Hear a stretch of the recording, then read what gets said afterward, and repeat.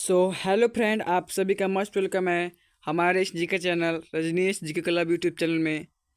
तो फ्रेंड्स, आज हम लेकर आए हैं आपके लिए इस जीके जीएस के क्लास में जीके के टॉप 25 सवाल के बारे में। ये जितने भी हम प्रश्न लेकर आए हैं, ये सब प्रश्न आपके आने वाले सभी एग्जाम्स के लिए काफ़ी महत्वपूर्ण प्रश्न रहेगा।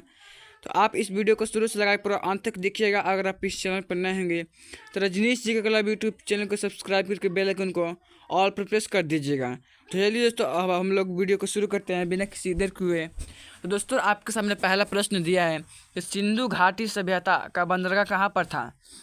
दोस्तों, आप पहले से किसी प्रश्न को तो जानते होंगे, तो अपना उत्तर कमेंट बॉक्स में बताना है और ये भी बताना है कि 25 में से आपका कितना स्कोर सही हुआ है। अपना स्कोर कमेंट बॉक्स में देना है, जरूर देना दोस्तों। तो दोस्तों, आप प्रश्न क्या कर रहे हैं कि सिंधु घाटी सभ्यता का बंदरगाह कहाँ पर था। दोस्तों, तो आपका राइट आंसर हो जाएगा कहाँ पर था दोस्तों। तो राइट आंसर हो जाएगा ऑप्शन नंबर सी, मेरठ में था। ऑप्शन नंबर सी आपका राइट आंसर हो जाएगा दोस्तों इस एक नंबर प्रश्न का हो जाएगा। फ्रेंड्स, अगले प्रश्नों के बढ़ते हैं। दूसरा नंबर प्रश्न दिया है कि सम्राट अशोक किसका उत्तरदायी था। जो सम्राट अशोक था वह किसका उत्तरदायी था दोस्तों। तो आप लोगों को बताना है ऑप्शन नंबर सी, बिंदुसार के। ऑप्शन नंबर सी आपका राइट आंसर हो जाएगा कि सम्राट अशोक किसका उत्तरदायी था, तो है बिंदुसार के उत्तरदायी था। ऑप्शन नंबर सी आपका राइट आंसर हो जाएगा। तो फ्रेंड्स, अगला प्रश्न के बढ़ते हैं। तीसरा नंबर प्रश्न दिया है कि महात्मा गांधी की हत्या कब हुई थी। जो हमारे बापू हैं, वह राष्ट्रपिता हैं, वह महात्मा गांधी जी हैं। तो महात्मा गांधी की हत्या कब हुई थी, महात्मा गांधी जी की हत्या कब हुई थी दोस्तों। तो आपका राइट आंसर हो जाएगा ऑप्शन नंबर ए, 1948 ईस्वी में। कब हुआ दोस्तों, 30 जनवरी 1948 ईस्वी को महात्मा गांधी की हत्या हुई थी। ऑप्शन नंबर ए आपका राइट आंसर हो जाएगा दोस्तों इस तीसरे नंबर प्रश्न का। दोस्तों, अगला प्रश्न को बढ़ते हैं। चौथा नंबर प्रश्न दिया है कि स्वतंत्रता मेरा जन्मसिद्ध अधिकार है, किसने कहा था। स्वतंत्रता मेरा जन्म सिद्ध अधिकार है, वो किसने कहा था दोस्तों। तो आपको मालूम होना चाहिए कि स्वतंत्रता मेरा जन्मसिद्ध अधिकार है, वो किसने कहा था। तो है बाल गंगाधर तिलक ने कहा था। ऑप्शन नंबर सी आपका राइट आंसर हो जाएगा कि स्वतंत्रता मेरा जन्मसिद्ध अधिकार है। तो ऑप्शन नंबर सी आपका करेक्ट आंसर हो जाएगा। फ्रेंड्स, अगले प्रश्न के बढ़ते हैं। पाँचवा नंबर प्रश्न दिया है कि फतेहपुर सीकरी की स्थापना का श्रेय किसे जाता है। जो फतेहपुर सीकरी है उसकी स्थापना का श्रेय किसे जाता है दोस्तों। तो आपको मालूम होना चाहिए कि अकबर को जाता है। ऑप्शन नंबर सी आपका राइट आंसर हो जाएगा कि अकबर को जाता है, फतेहपुर सीकरी की स्थापना का श्रेय अकबर को जाता है। फ्रेंड्स, अगला प्रश्न के बढ़ते हैं। छठा नंबर प्रश्न दिया है कि भारत में सफ़ेद क्रांति का जनक किसे कहा जाता है। भारत में सफ़ेद क्रांति का जनक किसे कहा जाता है। तो आपको मालूम होना चाहिए कि वो डॉक्टर बी कुरियन को कहा जाता है। ऑप्शन नंबर ए आपका करेक्ट आंसर हो जाएगा, डॉक्टर बी कुरियन को भारत में सफ़ेद क्रांति का जनक कहा जाता है। ऑप्शन नंबर ए आपका राइट आंसर हो जाएगा दोस्तों। फ्रेंड्स, अगले प्रश्न के बढ़ते हैं। सातवां नंबर प्रश्न दिया है कि भारत में सबसे लंबा रेलवे जोन कौन सा है। भारत में सबसे लंबा रेलवे जोन कौन सा है। तो आप लोगों को मालूम होना चाहिए कि भारत में सबसे लंबा रेलवे जोन वह कौन सा दोस्तों, वह उत्तरी रेलवे है। ऑप्शन नंबर बी आपका राइट आंसर हो जाएगा इस 7 नंबर प्रश्न का। ऑप्शन नंबर बी आपका करेक्ट आंसर हो जाएगा। फ्रेंड्स, अगला प्रश्न दिया है कि भारत की सबसे ऊंची पर्वत चोटी कौन सी है। भारत की सबसे ऊंची पर्वत चोटी कौन सी है। तो भारत की सबसे ऊंची पर्वत चोटी कौन सी दोस्तों, वह ऑप्शन नंबर डी K2 और K2 पर्वत। तो ऑप्शन नंबर डी आपका करेक्ट आंसर हो जाएगा। इसे हिंदी में हम लोग गॉडविन ऑस्टिन भी बोलते हैं। इसका राइट आंसर हो जाएगा ऑप्शन नंबर डी K2 पर्वत। आप लोग सुने होंगे K2। तो फ्रेंड्स, अगला प्रश्न के बढ़ते हैं। 9वां नंबर प्रश्न दिया है कि भारत में सर्वाधिक कोयला किस राज्य में पाया जाता है। भारत में सर्वाधिक कोयला किस राज्य में पाया जाता है। तो आपको मालूम होना चाहिए कि ऑप्शन नंबर झारखंड में पाया जाता है। ऑप्शन नंबर आपका बी राइट आंसर हो जाएगा कि भारत में सर्वाधिक कोयला किस राज्य में पाया जाता है। तो वह झारखंड में पाया जाता है। ऑप्शन नंबर बी आपका राइट आंसर हो जाएगा। फ्रेंड्स, अगले प्रश्न को बढ़ते हैं। 10वां नंबर प्रश्न दिया है भारत का राष्ट्रीय पेड़ कौन सा है। दोस्तों, 10वां नंबर प्रश्न दिया है कि भारत का राष्ट्रीय पेड़ कौन सा है। तो भारत का राष्ट्रीय पेड़ कौन सा दोस्तों, तो आपको मालूम होना चाहिए वो बरगद है। ऑप्शन नंबर ए आपका राइट आंसर हो जाएगा, भारत का राष्ट्रीय पेड़ बरगद है। फ्रेंड्स, अगला प्रश्न दिया है कि भारत का राष्ट्रीय जलीय जीव कौन सा है। भारत का राष्ट्रीय जलीय जीव कौन सा है। तो option number C Ganga dolphin. Option number C आपका राइट आंसर हो जाए कि भारत का राष्ट्रीय जलीय जीव कौन सी है। तो आपको मालूम चाहिए option number C Ganga dolphin है।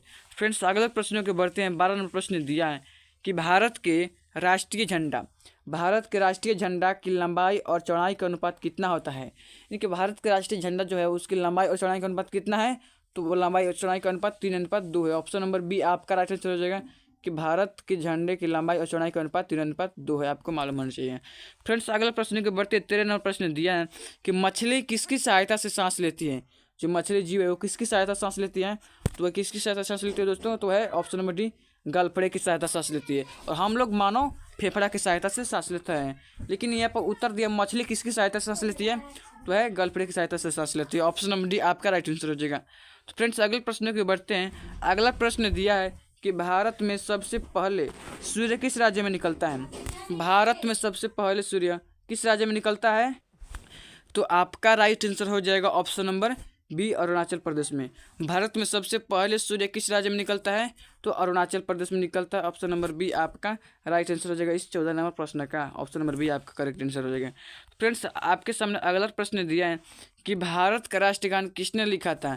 भारत का राष्ट्रगान किसने लिखा था दोस्तों, तो राइट आंसर हो जाएगा option number A Rabindranath Tagore ने। ऑप्शन नंबर ए आपका राइट आंसर हो जाएगा कि भारत का राष्ट्रगान रविंद्रनाथ टैगोर ने लिखा था। ऑप्शन नंबर ए आपका राइट आंसर हो जाएगा। फ्रेंड्स आपके सामने 16 नंबर प्रश्न दिया है। 16 नंबर प्रश्न दिया है कि भारत का राष्ट्रीय गीत कौन सा है।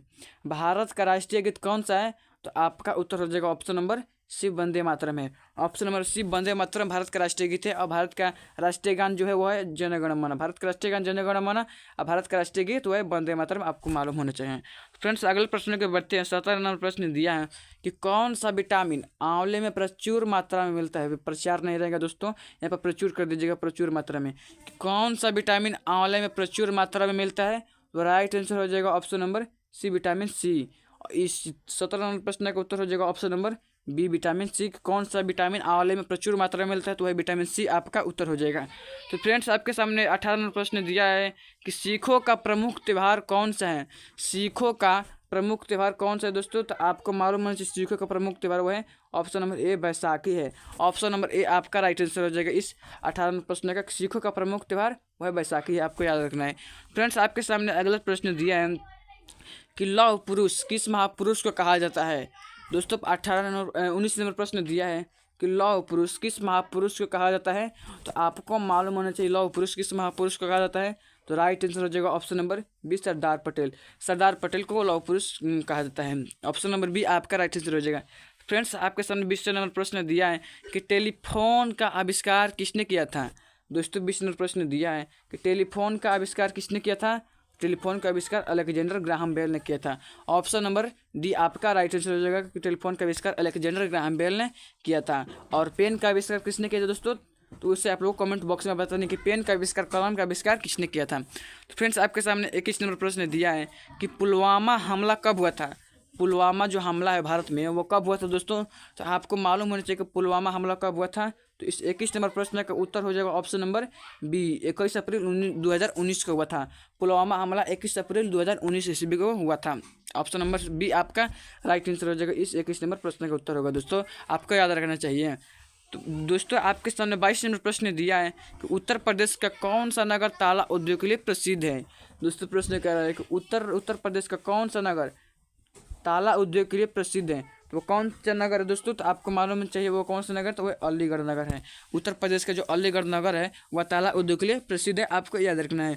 दोस्तों इस 22 नंबर प्रश्न का उत्तर हो जाएगा ऑप्शन नंबर ए अलीगढ़। तो फ्रेंड्स आपके सामने 23 नंबर प्रश्न दिया है कि राजस्थान दिवस कब मनाया जाता है। जो राजस्थान दिवस है कब मनाया जाता है, तो आपको मालूम होना चाहिए कि राजस्थान दिवस 30 मार्च को मनाया जाता है। ऑप्शन नंबर सी आपका राइट आंसर हो जाएगा कि राजस्थान दिवस 30 मार्च को मनाया जाता है। ऑप्शन नंबर सी आपका राइट आंसर हो जाएगा। तो चलिए अगला प्रश्न की ओर बढ़ते हैं। 24 नंबर प्रश्न दिया है कि इलेक्ट्रॉनिक नगर किसे कहा जाता है। इलेक्ट्रॉनिक नगर किसे कहा जाता है, तो आपका राइट आंसर हो जाएगा ऑप्शन नंबर बी बेंगलोर को कहा जाता है। इस 24 नंबर प्रश्न का उत्तर हो जाएगा कि इलेक्ट्रॉनिक नगर किसे कहा जाता है दोस्तों, तो वह बेंगलोर को कहा जाता है इलेक्ट्रॉनिक नगर। तो दोस्तों आपका उत्तर हो जाएगा ऑप्शन नंबर बी बेंगलोर को कहा जाता है। चलिए अगला प्रश्न को बढ़ते हैं। अब ये क्वेश्चन आपके लिए, इस क्वेश्चन का जवाब आप लोगों को कमेंट बॉक्स में देना है।